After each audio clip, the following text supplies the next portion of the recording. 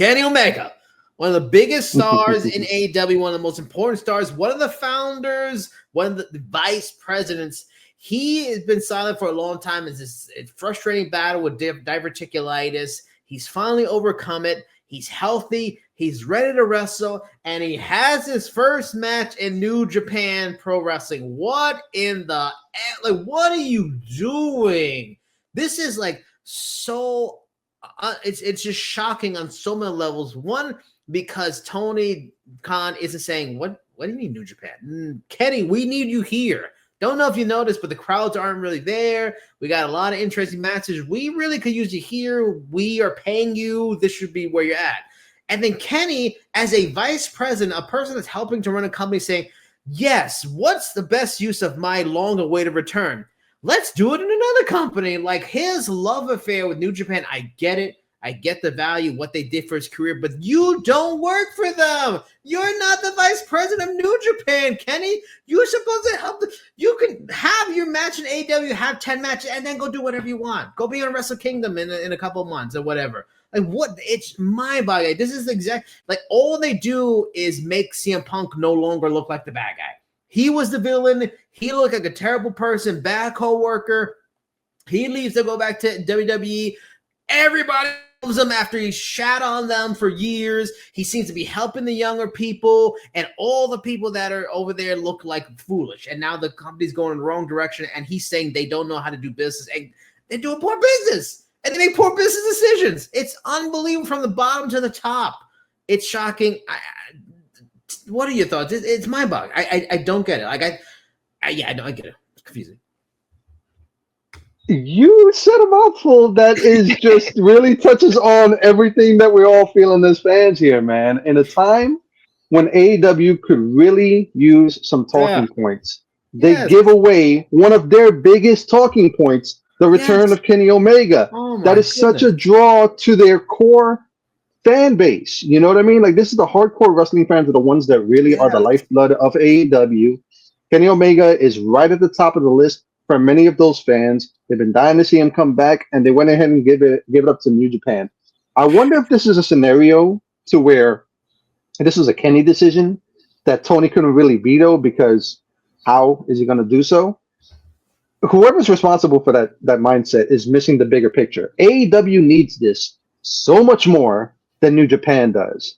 You know, at this point in time, AEW is really struggling to hold on and kind of build that forward momentum that they had when they first debuted, when CM Punk debuted. And you're right about the Punk situation. Like, it seems like every day that passes and everything that comes out of this whole scenario just makes Punk look all the better. And, you know, the recent comments he made about, you know, him wasting some matches in AEW, and everybody kind of does the math and is probably talking about Bobby Fish. You know, he's not wrong in all of this. You know what I mean? Like, it's just, there's so much there that Punk is just making a whole lot of sense in that scenario. I'm not saying that he handled it in the best of ways, but just looking at the decision making in AEW, this is just complete mismanagement of what the fans want to see. This could have been a Daniel Bryan time scenario where Bryan came back to WWE after those years away, and they just you know, really showcased them, because that's what the fans wanted to see. The fans want to see Kenny Omega. And they're going to just bring him back in New Japan. God forbid something happens in that match and they lose him again. Yes! Oh my God! They're really stuck with it, and they couldn't even get that initial draw out of it. It just doesn't make any sense for them to go this route. Whoever's responsible for it, they're really not looking at the big picture here. Yeah, just and to show how things are going so well for WWE, so well for Punk, and the flip side of, you know, what's going on for AEW.